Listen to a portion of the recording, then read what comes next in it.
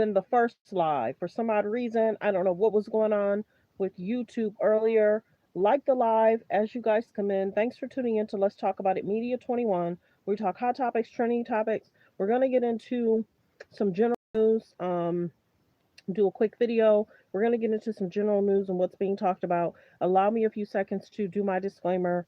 But thanks for being here. Don't forget to like, comment, and subscribe as soon as you come in. As soon as you comment, please hit the like button and also subscribe. So let me go do my disclaimer real quick. All comments are alleged, period. Copyright disclaimer under Section 107 of the Copyright Act of 1976. Allowance is made for fair use for purposes such as criticism, comments, news reporting, teaching, scholarships, and research. Fair use is used permitted by copyright statute that might otherwise be infringing.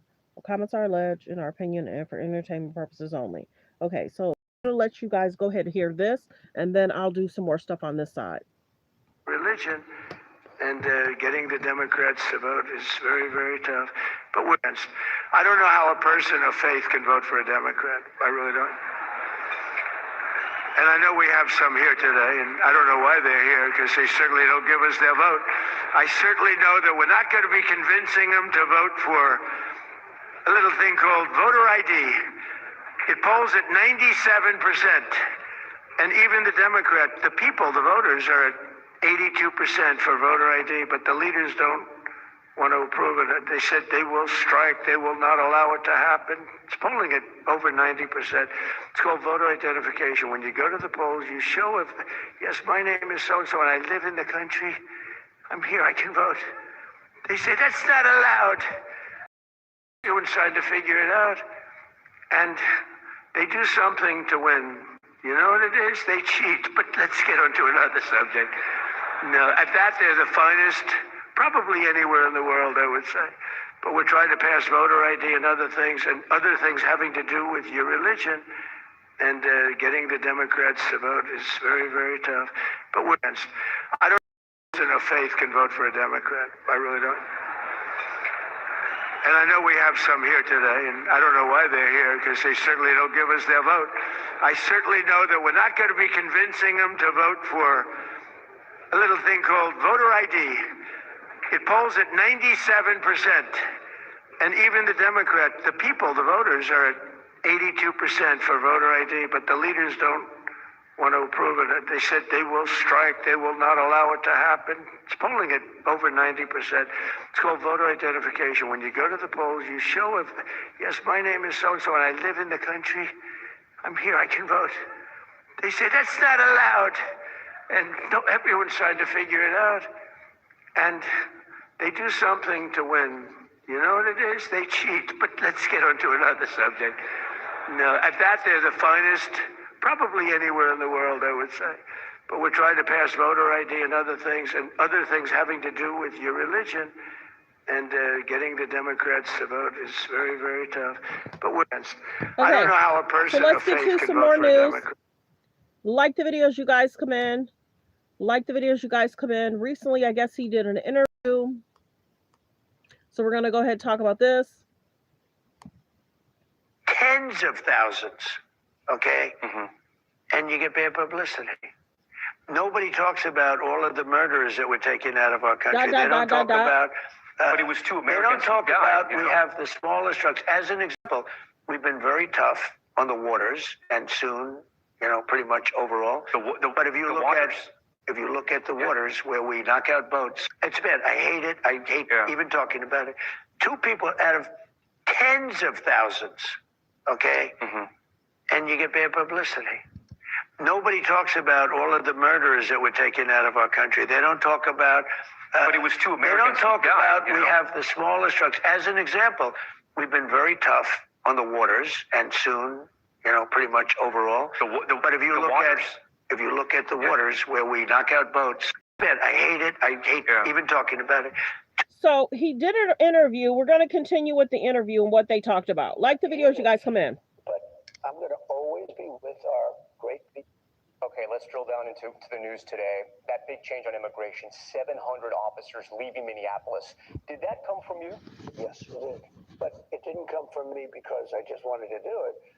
We have We are waiting for them to release prisoners, give us the murderers that they're holding, and all of the bad people, drug dealers, all of the bad people. We allowed in our country, I say 25 million people with an open border policy for 4 years under Biden and that group, the auto pen group, I call them. We allowed to come into our country people the likes of which no country would accept. And we're getting them out, but we've gotten a lot of them out. So crime now in Minnesota, crime now in Minneapolis is down. Crime in all cities is down. And you know why it's down? It's down because of us. It's down in Chicago by 25%, despite the fact that we're always dealing with these people, and they happen to be Democrats. Speaking of, they don't know anything about crime prevention. Mr. President, speaking of Minneapolis, what did you learn? I learned that maybe we can use a little bit of a softer touch. But you still have to be tough. These are criminals. We're dealing with really hard criminals. But look, I've called the people. I've called the governor. I've called the mayor. Spoke to them. Had great conversations with them. And then I see them ranting and raving out there, literally as though a call wasn't made. We've done a great job everywhere. After the shooting of Renee Good, you said ICE made some mistakes. What were the mistakes? Well, look, I'm not happy with the two incidents. It's not, it's both of them. Not one or the other. He was not an angel, and she was not an angel. You look at some tapes from back, but still. I'm not happy with what happened. Nobody could be happy, and ICE wasn't happy either. But I'm going to always be with our great people of law enforcement, ICE, police. We have to back them. If we don't back them, we don't have a country. You mentioned Renee Good and Alex Peretti not being angels. Do you think any of that justified what happened to them, though? No, I don't. It should have not happened. It was a very sad, to me, it was a very sad incident, two incidents. And, they mentioned the one now, they don't mention the other. Well, I think they were both sad. And who feels worse about it than anybody? The people of ICE. They're strong, tough people, and they have to be tough because we're dealing with hardened criminals. Right. We're dealing with people, jails have been emptied into our country from all over the world, from Venezuela, where we had great success, you will admit, but from Venezuela, from the Congo, in Africa, from all over the world, the jail population was emptied into our country. If we don't have strong people, you're not getting them out. Yeah. We're getting them out. Remember this again. I say it again and again. We have record low crime in the United States. Nobody's been able to say that for 125 years. So I want to be clear because it sounds like there is a shift in immigration enforcement here, that there's going to be a shift after Minneapolis. What should Americans expect going forward? Well, one thing I say to my people, we do a good job, we don't get credit for it. I say they have to ask and they have to say please. When a city is going to ask and who has to say please? Or the governor, I don't want to go and force ourselves into a city, even if their numbers are terrible. Joe Rogan was one of your biggest endorsers in 2024. He said he understood the president's sort of plan to deport people here who are here illegally, but he also understands why critics compare ICE officers to the Gestapo asking people for their papers. What's your response to him? Well, look, first of all, he's a great guy. We had a tremendous success before the election. I think it was his biggest interview ever, and over 300 million people. It was very good. She didn't want to do it. She decided not to do it because she's not capable. But I spoke to him 3 days ago. We had a great conversation. And all I'm doing, I have to keep... Did he mention this to you? Did you guys talk about this, the ICE enforcement? I just had a good conversation. I think he's a great guy. And I think he likes me too. Yeah. And, liking me isn't important. What happens is that I think we do a phenomenal job, but I don't think we're good at public relations. What does that mean? You said that a couple times now. What do you mean by that? We don't sell the great job that we're doing. Okay, let's talk about the midterms. You've recently suggested nationalizing elections. What do you mean by that? And I didn't say national. I said... there are some areas in our country that are extremely corrupt. They have very corrupt elections. Take a look at Detroit. Take a look at Philadelphia. Take a look at Atlanta. There are some areas that are unbelievably corrupt. I could give you plenty more too. I say that we cannot have corrupt elections. If we have to, if they don't straighten it out. As an example, voter ID. Why don't the Democrats want voter ID? You know who does want voter ID? Democrat voters want it, but Democrat politicians don't. Why do they want it? Because they want to cheat on elections. Can you imagine if I were a politician and they asked me, do you want voter identification? And I said, no, there's no way you could win that debate. But even the Democrats don't want voter ID. If they don't want voter ID, that means they want to cheat. We can't allow cheating in elections. Now, if we need to put in federal controls as opposed to state controls, remember this, they're really an agent. They're really accumulating the votes for who wins an election. If they can't do it honestly and it can't be done properly and timely, then something else has to happen. Will you trust the results of the midterms if Republicans lose control of Congress? I will, if the elections are honest. Look, I want the last one that wants to complain. I just had a great election. They say one of the greatest elections, you will agree, ever. Won all 7 swing states. Won 84% of the counties in America. That's why the map is all red. We just had a great election. I believe there was cheating. I think there was cheating. And speaking of counties, what are you doing for counties? Speaking of counties, what is happening? I'm not doing anything, but the FBI went in because it's been under I guess review for years. The cheating that took place in Fulton County and in that particular nobody knows what's in the warrant. What are you going to find out? Look, why would anybody be upset that they went in and they got the ballots? I guess, right? Again, they did this. That's been under review and under investigation for 4 years.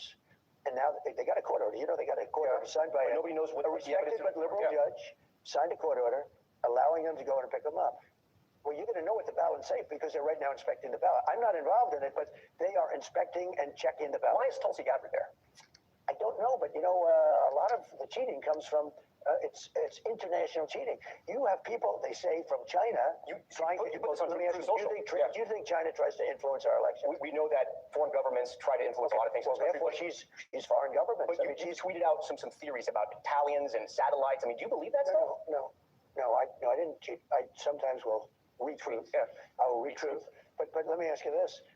If China or any of these countries are involved in our elections, that would bring her into it. And everybody knows that Russia, they talked about Russia, it turned out to be a hoax. It was Hunter Biden, it wasn't Russia. Look, we have to have honest elections. Yeah. There should be nothing wrong with the fact that they went in, got ballots from a while ago, and they're going to look at it. And now they're going to find out the true winner of that state. And you know what? If there was cheating, which there was, but if there was cheating, it should be found because we can't let it happen again. Will you endorse in the 2028 presidential primary?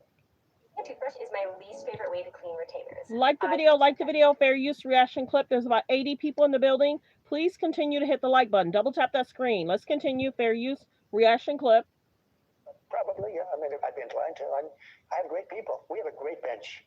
We have a lot of people. But yeah, I think so. You've suggested that J.D. Vance, Vice President J.D. Vance, and Secretary of State Marco Rubio would be a tough ticket to beat. Who should be at the top of that ticket? Well, I don't want to get into this. We have 3 years to go. I don't want to, I have two people that are doing a great job. I don't want to have an argument with, I don't want to use the word fight. It wouldn't be a fight. But look, JD is fantastic and Marco is fantastic. How are they doing a great job. And I do think this, it's a great question. I think that's your most interesting question. I would say one is slightly more diplomatic than the other. I think they're both of very high intelligence. I mean, they will do shows. They will do Joe Rogan as opposed to the opponent not doing it because they couldn't handle it. They will be able to do whatever they have to do. I think there's a difference in style. You can see the style yourself, but they're both very capable. I do think this, the combination of JD and Marco would be very hard to beat, I think. But you never know in politics, right? They say in the age of Trump, you never know. On January 21st, 2029, do you see any scenario where you are still president? I don't know. It would be interesting. But wouldn't it be terrible if I agreed with, if I gave you the answer that you're looking for? It would make life so much less exciting, right? It would be so much less exciting. But I only do this for one reason. Make America great again. And that's what we're doing. We're making America great again, greater than ever before. Our country is greater than ever before. And during a tour of the Oval Office, we asked about tensions with Iran. Should the supreme leader in Iran be worried right now? I would say he should be very worried, yeah. He should be.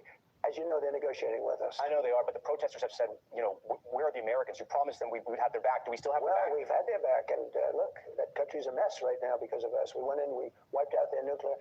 If I didn't take out, we have peace in the Middle East. Yeah. If I didn't take out their nuclear, think of it. If we didn't take out that nuclear, we wouldn't have peace in the Middle East because the Arab countries could have never done that. They were very, very afraid of Iran. Yeah. They're not afraid of Iran anymore. Are they trying to restart the nuclear program? program? I heard that they are, and if they do, and I let them know, if they do, we're going to send them right back and do their job again. And we also asked about the Clintons' anticipated testimony to Congress over Jeffrey Epstein. NBC News broke the story today. I don't know if you saw it, that the Democrats are already saying, if you bring President Bill Clinton and he has to testify, we're bringing President Trump. What do you say to that? I think they might say that, but they've already brought me. See, I've been brought. They had me indicted many times. Many times. And the president had some surprising thoughts about former President Bill Clinton. It bothers me that somebody's going after Bill Clinton. See, I like Bill Clinton. I still like Bill Clinton. What do you like about him? I liked his behavior toward me. I thought he got me. He understood me. He was the one that said very famously that you don't want to run against Trump, where there were 18 people. It was 18 people, including me, total. And he kept telling them, you don't want to run against Trump. Run against anyone. Don't run against Trump. And Hillary sort of laughed at him. He said, Hillary, you know it, and I know, don't run against Trump. Yeah. And they ran against Trump. It didn't work out too well, did it? Thank you very much. Thank you, Mr. President. We thank you for your time. Thank you. Like the video, fair use reaction clip. Like the video as you guys come in. Let's continue with some news updates in regards to what's being talked about regarding the man in the office. Like the video as you come in, and thanks for being here. Let's go here. Like the video as you guys come in. Like it, like it, like it. Okay, let's continue. We're just waiting for the commercial to go past. Okay. Of emails, or you're watching the legal breakdown, Glenn. It looks like we've got some bad news for the Deputy Attorney General, who had come out just a few days ago as it relates to the Epstein files and said this. We said in July, and it remains as true today as it was in July, if we had information, we meaning the Department of Justice, about men who abused women, we would prosecute them, right? We talked about the work that we're doing. That's why I said that. I said this earlier. There's this built-in assumption that somehow there's this hidden tranche of information of men that we know about that we're covering up or that we're choosing not to prosecute. That is not the case. I don't know whether there are men out there that abuse these women. If we learn about information and evidence that allows us to prosecute them, you better believe we will. But I don't think that the public or you all are going to uncover men within the Epstein files that abuse women, unfortunately. So that was Todd Blanche basically saying that there are no other names in the Epstein files. It was just Epstein who committed these crimes, did it alone, pay no attention to the man behind the curtain, no other co-conspirators. Already difficult to believe on its face. But then, for example, in the latest tranche of Epstein files that were released, we have one that looks like this. And I'm going to put the image right here on the screen. From redacted to Jeffrey Epstein, thank you for a fun night. Your littlest girl was a little naughty. And this is just one example Sickening. of what I imagine are thousands, if not tens of thousands, of emails or correspondences that are probably just as similar to this one. And like I said, it was already difficult to appreciate what Todd Blanche is saying, this idea that there's nobody else involved. The DOJ isn't going to go after one single solitary other fucking person than Jeffrey Epstein himself, who just so happens to be dead. And now we have evidence like this, which would completely undermine his previous talking point. So can I have your reaction to this idea that Todd Blanche is saying one thing, which is being negated by the evidence that's being released in the Epstein files? What Todd Blanche is saying is absurd. It is obscene. It is a cover-up. It is re-victimizing these young victims. They were young at the time. And to even suggest, Brian, that in the millions and millions of documents, in the investigation that was conducted previously of these crimes, where reportedly more than 1,000 girls were sex trafficked, to suggest that there are only two people who had any criminal culpability in this, it was Jeffrey Epstein and Ghislaine Maxwell, is fucking laughable. But there's nothing funny about it, because the ones who suffer are the girls, now women, who were sexually abused and presently, at this moment, are being mistreated by our Department of Justice and our Deputy Attorney General. Let me go back to another disclosure, and then I want to talk about how this situation can be remedied and how it must be remedied. But let's go back to an earlier disclosure where there was email traffic that was revealed publicly between and among prosecutors and federal law enforcement agents at the U.S. Attorney's Office in the Southern District of New York. What did that email traffic say? Prosecutors talking to one another saying, okay, we've got 10 co-conspirators identified of Jeffrey Epstein's crimes, and they were talking about a plan to, do what they needed to do with respect to those 10 co-conspirators. And then, of course, that investigation got killed. So don't tell me that there were federal prosecutors working on 10 co-conspirators back then. I believe the email traffic was dated 2019. And nobody in there, nobody in the files committed any other crimes, and there are no investigative leads to pursue. That is such obvious, blatant bullshit that, Todd Blanche should be run out of the Department of Justice on a rail. And frankly, when the rule of law comes back into the light of day, Todd Blanche, together with Bondi and anybody else who's covering up the crimes of the men that abused these women, that were part and parcel of Epstein and Maxwell's conspiracy to sex traffic young girls, they should all be held accountable, because right now it sure looks like Blanche and Bondi are accessories after the fact to the crimes of the people who are undoubtedly in those Epstein files. That's exactly what I wanted to bring up with you. And by the way, I've asked attorneys general in the aftermath of speaking with you just about a week ago about this idea of charging these folks as accessories after the fact. I spoke with Minnesota Attorney General Keith Ellison. I spoke with California Attorney General Rob Bonta, brought up the idea of accessory after the fact to both of them. And both of them said that, obviously you have to go through the process, but something like this is not out of the realm of possibility. But, a lot of people are going to look at this and say, this is the Deputy Attorney General, and we watched as a previous Department of Justice under Joe Biden was not willing to go after, any of these high-ranking officials. They can go after the boots of the insurrection, but not the suits of the insurrection. And so they just don't have kind of confidence that you see somebody like Todd Blanche abusing his position or acting as an accessory after the fact, that there's going to be any justice. So what would you say to those folks who are watching right now? And then also, what would you say to the next Democratic administration who may have the ability to prosecute these people or investigate these people that might be teetering on the fence in very much the way that we saw during the Biden administration? Hello, I'm Horace Plater. Like the video, fair use reaction clip. There's about 149 in the building. Please hit the subscribe button. We're trying to hit 50K by this month, next month. Please hit the subscribe button. If 149 hit subscribe, that'll be great. Please hit the subscribe button. Let's continue. Fair use reaction. Go after those 10 co-conspirators for openers, right?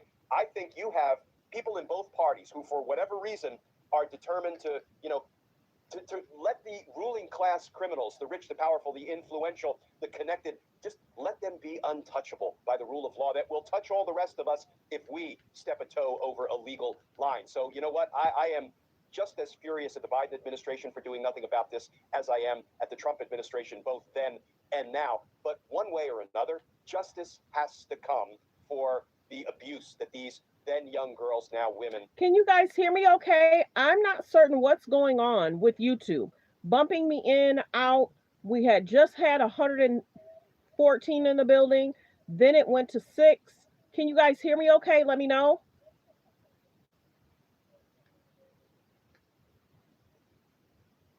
Suffered as part of this sex trafficking conspiracy. And there is some good news. There's a little bit of light on the horizon, because what we see the Department of Justice doing now, some of the recent reporting, is that they recklessly, if not intentionally, allowed thousands and thousands and thousands of references to victims' names to be spewed into the public square when they released those 3 million documents recently. And Brian, they had one job to do: redact victim information. And they, at a minimum, recklessly, it even feels more nefarious and sinister than that, but at least recklessly endangered and re-victimized hundreds of these victims. So here is, if there's any good news in all of this, if we can mine through all the bad news, it is that DOJ's recklessness has now given the victims absolute standing to file a lawsuit and to demand that all of the Epstein files not be released in the first instance, but be put in the hands of a special master. And a special master is basically an extension of the court. And I have a feeling, Brian, it's going to be long and painful, and DOJ will do everything it can to block this from happening. But I have to believe at some point, all of these documents, the ones that haven't been shredded, will be delivered to a special master. And so then they will virtually be in the hands of the court, and the special master can make the decision as to, for example, when Todd Blanche said, we've disclosed everything we're going to disclose, but he also says there are at least a couple of million documents that they haven't yet disclosed. And when he has failed to explain why they redacted what they redacted, why they're protecting apparently these men who were likely complicit in this, that will all become a matter of public record once a legitimate, independent, honest special master can pour through everything and, bring to light just what this Department of Justice has been covering up. And I say that will happen because the Epstein Files Transparency Act itself says that the Department of Justice must justify anything they've decided not to, and they must justify all the redactions they made. They must catalog them, none of which they've done. They're in violation of the federal law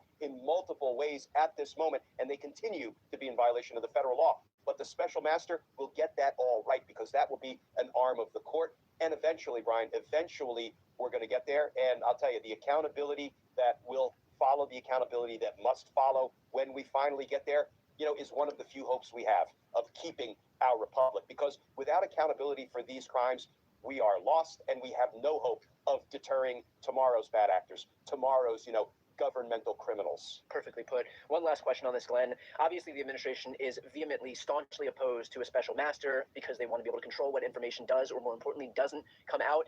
Does the fact that we're seeing all of these missteps at the hands of the DOJ actually make it more likely that the administration is going to have to surrender to a special master if and when this thing is brought to a judge? More likely times infinity, especially with all of these reckless disclosures of victim information. It's heartbreaking, Brian, when you read the reporting about how traumatized and devastated and frightened these victims are right now as a result of having their personal information, identity, and other information, like driver's licenses, put out there in the public square. You know, if the Department of Justice believed that it had done the right thing every step of the way, including all of the redactions it made, all of the millions of documents it is still withholding, then I would think they would say, you know what?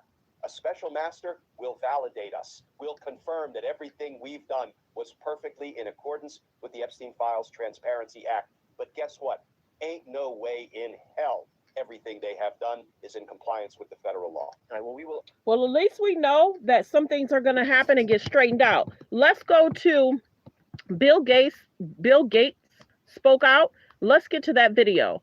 Bill Gates spoke out in regards to his friendship relationship with Epstein. He actually spoke out. We're going to get to that video of what he had to say. And note, his wife spoke out earlier this week. We did talk about that video. We did talk about that. And I may have to play that in another clip. Hold on one second. Let's get to the Bill Gates. Let's get to Bill Gates. Hold on. Yes, I did cover it up because there's some things I don't want you guys to see. So I'm about to pull the clip up. Hold on one second. I covered it up because there's some pictures I didn't want you guys to see. In regards to someone did an AI picture of Epstein. I didn't want to show you guys that. That's not me. Rich people, and he was saying he could get them to give money to global health.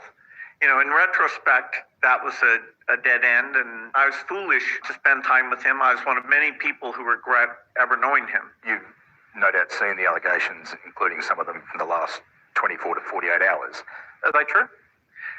No, apparently Jeffrey wrote an email to himself. That email was never sent. The email is, false. So I don't know what his thinking was there. It just reminds me, every minute I spent with him, I regret and I, apologize that I did that. The problem is some of the things that he has sent, some of the information about other people that has come up in those files has been true. Why would he do this and say this about you, do you think? It's factually true that I was only at dinners. I never went to the island. I never met any women. And so, the more that comes out, the clearer it'll be that although the time was a mistake, it had nothing to do with that kind of behavior. To a lot of very rich people, and he was saying he could get them to give money to global health.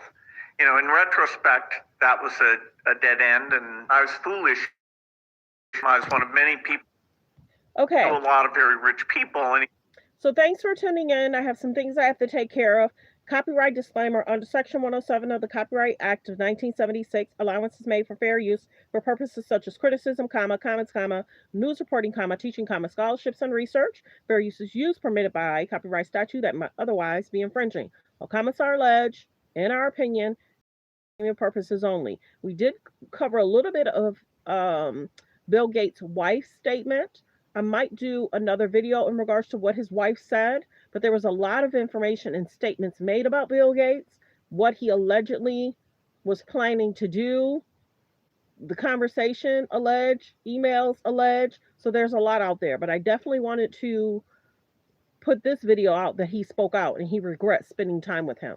And things that's being said about Bill Gates are concerning. Remember, I told you when we come to YouTube, I'm going to be very cautious about what we say about celebrities, and we're going to get their side, but we already see what the emails are saying. We already see what the allegations of what they said he was planning to do in regards to his wife finding out certain things. I'm cautious still, his wife finding out certain things, and she had divorced him. Mrs. Gates divorced Bill, and it might have been, or she might have noticed, or she might have found out. So there's a lot of stuff there, but we will cover what she said in regards to her concern and why she divorced. And she said there was many things of why she divorced him. But I wanted to put it out here that he did speak out. Well wishes. I hope everyone has hit subscribe. There's about 95 people in the building. Please hit subscribe. We are trying to hit 50K by this month, next month. I'm about 3 to 4 thousand away, but I should have hit it in December, but I was having a great vacation December, January. So I'm definitely trying to hit the 50K. So if you please subscribe, thank you. Please continue to hit the like, thank you. I have some stuff to take care of. It's been a busy afternoon and morning. So I had to come live and I had to do this video about what Trump was saying and what Bill Gates said. So I appreciate you guys for being here. Have a great day. I'm not certain what's going on with YouTube. So sometimes if the video is buffering, stay with me. It'll come back. So this morning it kicked me out. I was almost done. I had like 1 minute left. And then today it buffered. So if you're having concerns, please note it in the comments. Yes, it was buffering. Yes, it kicked me out. Let me know in the comments what it did, because this morning it kicked me out just as I was trying to exit. So today I went from having 114 people in the building to having 6 to 5, 4, 3, and 0 people in the building. And then it went back up to 65 people to 80 people to 90 people. So I don't know what's going on with YouTube. So this video is a little choppy. That's why YouTube is acting up. But I hope today I can exit properly. So thanks for being here, everyone. We did talk Trump. We did talk Bill Gates. And this morning I did a video in regards to Savannah Guthrie's mother. We did some updates on what the Today Show talked about and what Law Crimes talked about in regards to Savannah Guthrie. So if you didn't check that video out, check that video out and rewind this video if you missed the beginning. We talked about what Trump had to say, and now we're resurfacing a video where Bill Gates spoke out, and then we covered a little bit about what his wife spoke out about yesterday. Thanks for being here, everyone. Have a great day. Have a great day. I was blessed, but a lot of people are funny about, whatever. But thanks for being here, everyone. Have a great day.